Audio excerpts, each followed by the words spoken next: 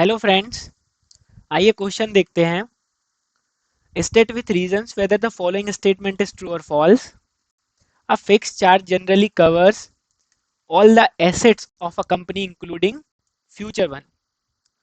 तो देखिए, I hope आप जानते होंगे कि fixed charge and floating charge क्या होते हैं। तो देखिए दोस्तों, जैसा कि आप फिक्स्ड चार्ज के नाम में ही देख सकते हैं, this is the fixed charge, right? This is charge on a particular asset or a specific asset, right? You can say that. But on the other hand, the floating charge.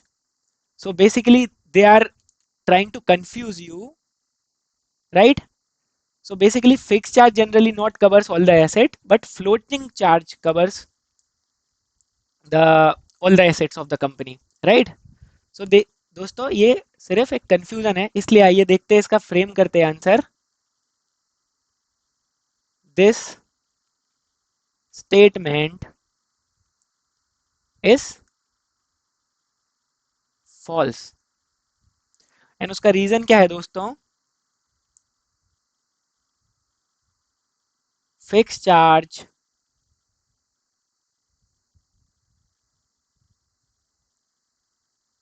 Is a mortgage.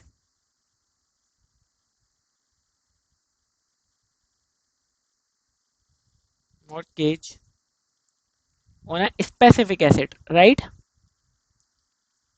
Specific asset, right? On the other hand,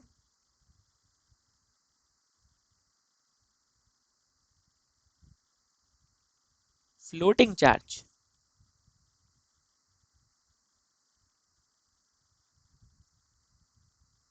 covers, आप इसको ऐसा लिख सकते हैं, देखिए, यहाँ पर generally covers, right? तो हम भी उनके वैसा ही लिख देते हैं। The other hand,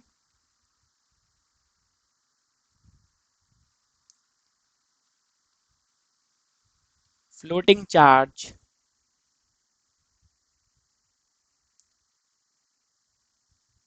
generally covers all the assets. तो ऐसा होता है दोस्तों, अगर कोई भी एसेट पूरी नहीं हो पाती है, जैसे फॉर एग्जांपल आपका चार्ज बनता है, फिक्स चार्ज आपने मान लीजिए मॉर्गेज किया हुआ है 20 लाख रुपीस का, बट आपने मॉर्गेज पे जो आपने मॉर्गेज किया हुआ है as a floating charge, right? तो फ्लोटिंग चार्ज में दोस्तों, जैसे आपके पास एसेट्स हैं, तो अगर आपके पास मान लीजिए 20 लैक्स की इन्वेंट्री है, फॉर एग्जाम्पल, ये मैं बस समझाने के लिए बोल रहा हूँ आपको, 20 लैक्स की एसेट्स हैं, इन्वेंट्री, तो आपका सिर्फ इन्वेंट्री कवर कर लेगी। लेकिन मान लीजिए अगर सिर्फ इन्वेंट्री 10 लाख रुपीज की है, तो जो बाकी का रिमेनिंग 10 लाख रुपीज है वो फिर अदर एसेट्स पर जाएगा। तो इसे बोलते हैं फ्लोटिंग चार्ज।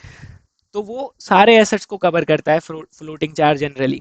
ठीक है, तो यहाँ पर कंफ्यूज किया है क्वेश्चन ने, सिर्फ हमको फिक्स चार्ज की जगह बदल कर फ्लोटिंग चार्ज लिखना है, and this will complete our answer.